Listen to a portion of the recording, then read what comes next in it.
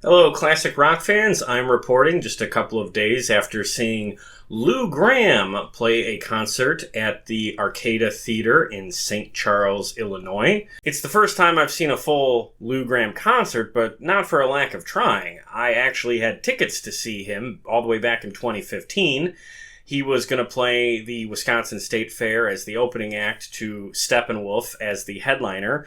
Unfortunately, that night, a terrible rainstorm blew in and kind of rained out the park for a couple of hours. They didn't cancel the whole show because the rain had stopped early enough that there was time for Steppenwolf to play, but they had to cut Lou's opening slot. And that was incredibly frustrating because I had really wanted to see both bands that day. But anyway, I missed that opportunity. Well, a couple of years later in 2017, Lou Gramm came back to Wisconsin State Fair, but this time he was in a package deal with John Payne, Bobby Kimball, and Fee Waybill, and Steve Algeri in what they were calling the Rock Pack, which is basically John Payne's band with these lead singers all kind of alternating through songs through the night. I saw a similar show earlier this year called Voices of Rock Radio. The Rock Pack show in 2017 was excellent, and Lou, I guess, had the headlining role of that group because as each singer had their own place in the set, his set was last. And then when they all came out to sing a couple of songs together, they closed the show entirely on a couple of his songs. So that was pretty cool, but at the end of the day, I only heard Lou sing lead on 5 songs altogether. So that wasn't totally satisfactory. I wanted to see a full, proper Lou Gramm concert. And basically, since that show, he has been talking about his retirement plans. And it's gotten very serious in the last couple of years. He said earlier this year that he plans to stop touring entirely at the end of 2024. Now, I believe the reason he is still out on the road this year is because he got inducted, along with his old band, Foreigner, into the Rock and Roll Hall of Fame this year. And that's a huge honor. And anytime an artist is inducted into the Rock and Roll Hall of Fame, they are leaving money on the table if they don't tour immediately, because that is a big deal in the industry. And if you don't take advantage of that, like I said, you're just leaving money on the table and wasting an opportunity. So he was going to play in St. Charles, Illinois. Now that's about an hour 45, 2-hour drive for me, which is a bit much. I used to go to Chicago quite frequently for concerts, but definitely less so now. It takes something very special to get me to cross the border and go into the Chicagoland area for a show. But this show being potentially the last opportunity I would have to see Lou Gramm anywhere near me is a good reason. Another good reason is someone in his band. Hey there, this is Tony Franklin here.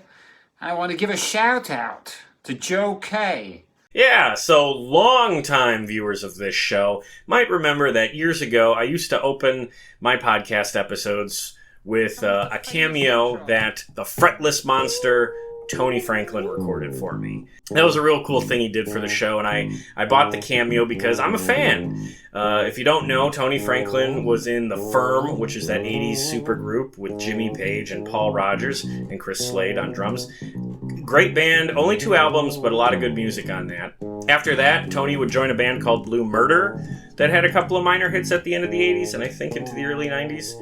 And if you go to his Wikipedia page, I mean, the dude's a studio monster. He's been on all kinds of albums. This guy has a long record in the industry. He's a very successful guy, great talent.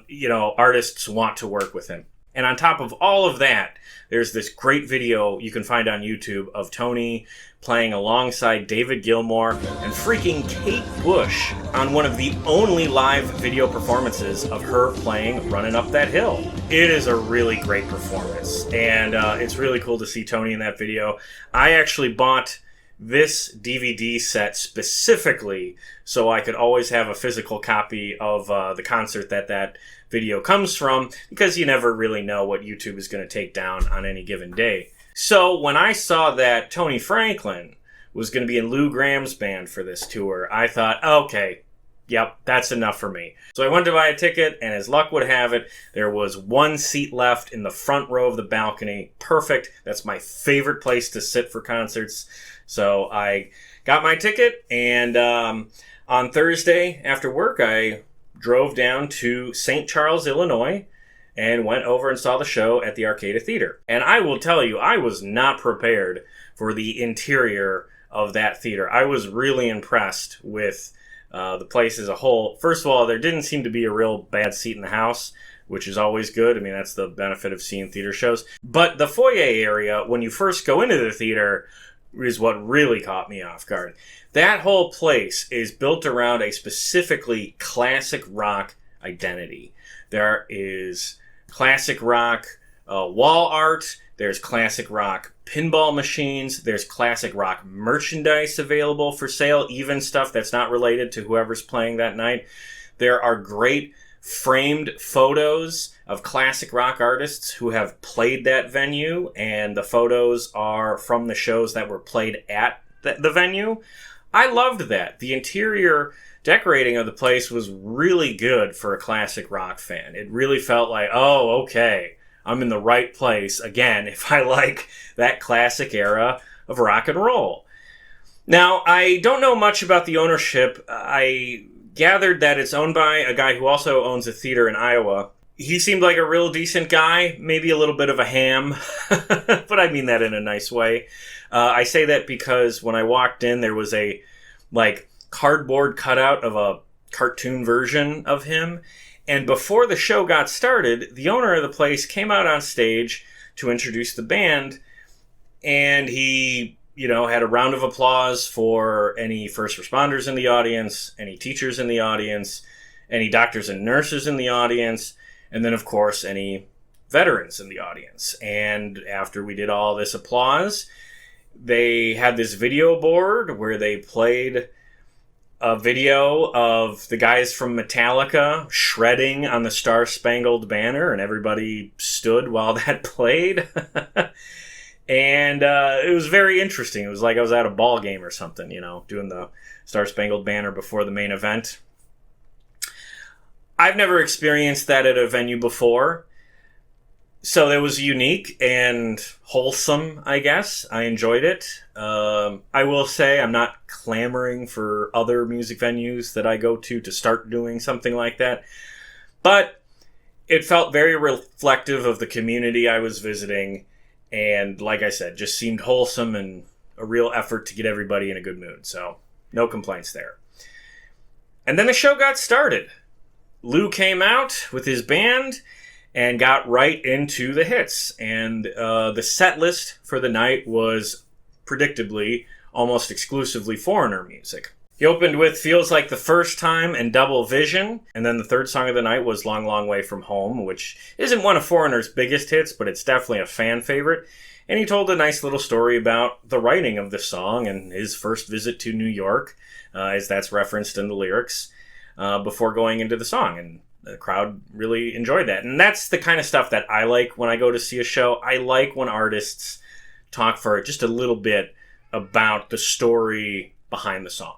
After that, he did Waiting for a Girl Like You, which of course is one of Foreigner's most famous hits. In fact, I think it's their biggest hit because he told this great story before the song where he said that Waiting for a Girl Like You hit number 2 on the charts. And it was on the charts for several weeks, but there was one specific song that was keeping it out of the number 1 spot for that whole time. And as he's telling this story, I at least started to think, oh, this is where he's going to say that Prince had a number 1 hit, or Michael Jackson was, right there, and he was just blocked by, one of the great pop acts or something like that. And no, the story is much funnier. He was just like, and you know what song kept us out of the first spot? Let's Get Physical, Physical. And everybody in the audience started laughing because that is like, oh, that is a groaner. That's just like, that's got to be like the cringiest monster hit of the 80s. And of course, that was the one that kept Foreigner from having a number 1 hit. And it's really funny to think because, yeah, that is a goofy freaking song. And I don't think anyone actually likes it. But at the time, it was one of the biggest hits ever. But anyway, from there, he did Blue Morning, Blue Day, and then Cold as Ice, which, of course, is another big Foreigner hit and a fan favorite. And then after that, he and most of the band left the stage so his brother, who was playing drums, could have an extended drum solo. Typically, I'm not the biggest fan of individual instrument solos, and yeah, this one really wasn't any different, but it didn't go so long as to be obnoxious, and also this wasn't a terribly long concert to begin with. I think the whole thing was about an hour and 20 minutes all the way through. So all things considered, the drum solo didn't make the concert overly long or anything like that. And it was pretty interesting to know that that's his brother on drums. After the drum solo was the part of the show that I was most looking forward to. Lou's biggest solo hit, Midnight Blue.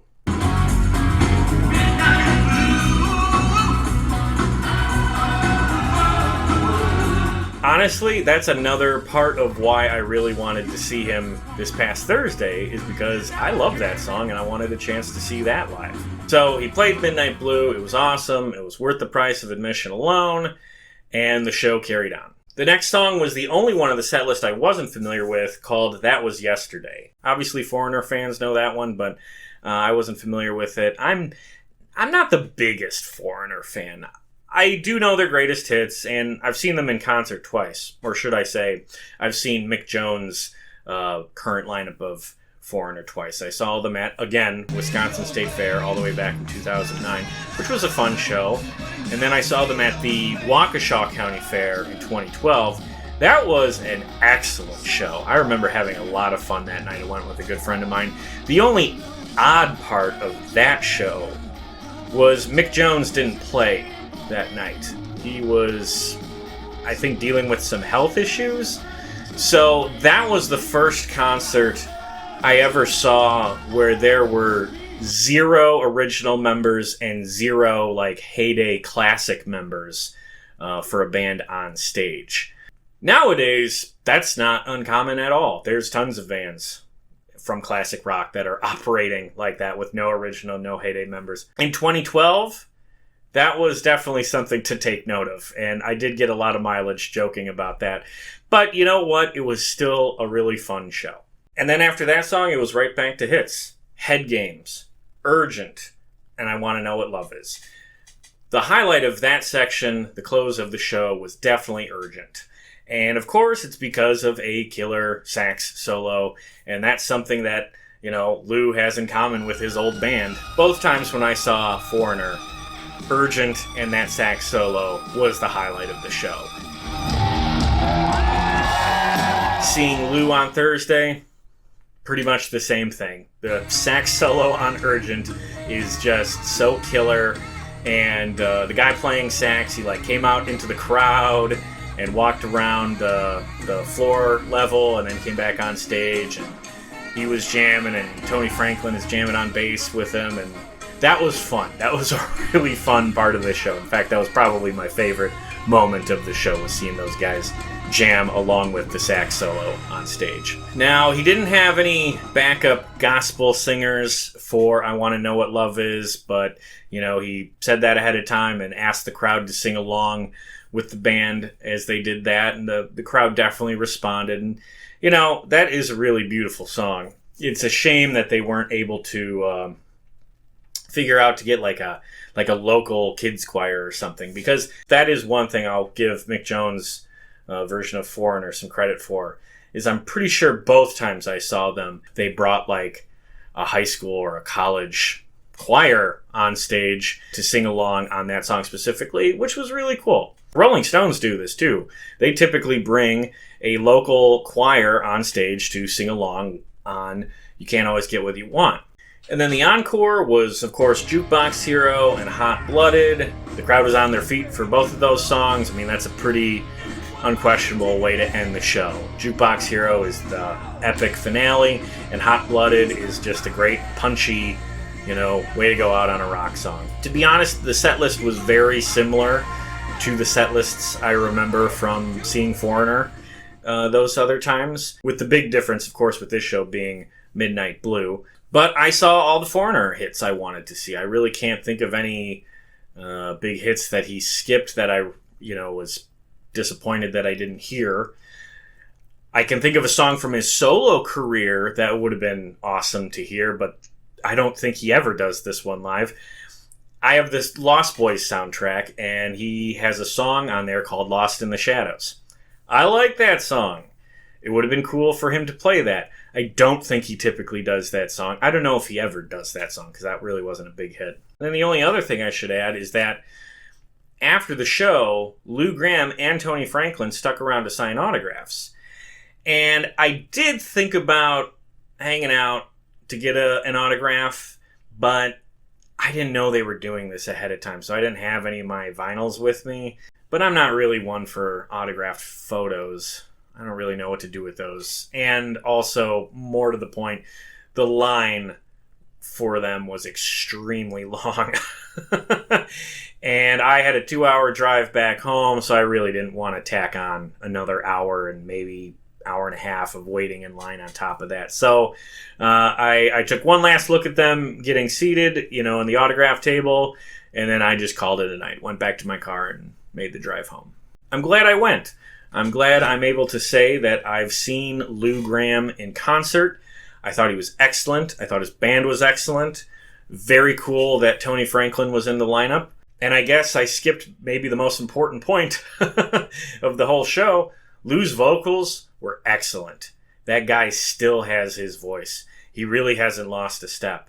That's what you go to see him in concert for. If you want to hear these hits sang by the guy, Lou is still that guy. So yeah, to be perfectly clear, if Lou and his all-star band come to your neck of the woods, I definitely recommend going to see them. I don't know how much longer they're going to be on the road.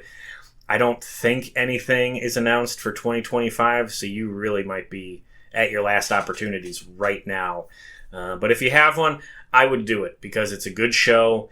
Lou Gramm is a legend. He's one of the great voices of late 70s, early 80s classic rock. So, don't take this guy for granted if he's coming through your town. And not just because he's retiring. If you didn't know, his old band, Foreigner, is also on their farewell tour. They are calling it quits, I believe, next year. I don't know how long they're going to extend their farewell tour, but they're pretty deep into it. So, yeah, I hate to end this video on kind of a down note, but the reality is it's not just Lou Gramm who's going to be off the road pretty soon, but like I said, Foreigner is also going to be done touring sooner than later. And that's unfortunate because Foreigner has always been a reliable touring band, and Lou is still a great singer, so it's a big loss to the classic rock community for both of these entities to come off the road. But that is what's happening in 2025. Might be done for Lou this month. And then as far as Tony Franklin goes, well, I don't know.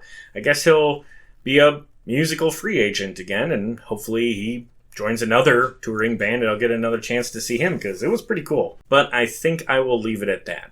Thank you very much for watching this review. If you've enjoyed this video, please check out the other concert reviews I've done on this channel. If you're a fan of classic rock, I guarantee I've talked about another artist or band that you're a fan of. And if you are that fan of classic rock, you should definitely check out the podcast I do. It's all about classic rock. We've had a lot of fantastic guests on this year. In fact, I think this year has been our best year yet. So please check out what's going on this channel. Check out the podcast. I promise you're going to find something you like.